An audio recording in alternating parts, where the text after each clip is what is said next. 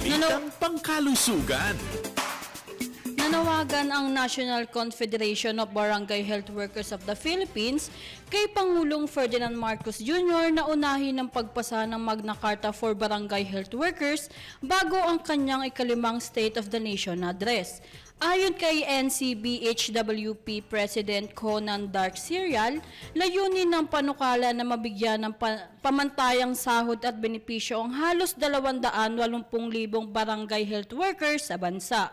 Kabilang dito ang 3,000 pisong buwanang honorarium, regular salary adjustment kada 3 taon, transportation, subsistence at hazard allowances.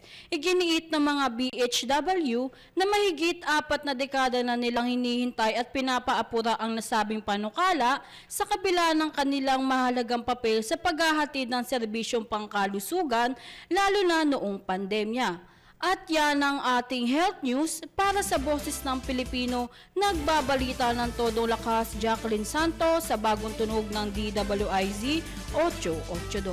DWIZ Network News.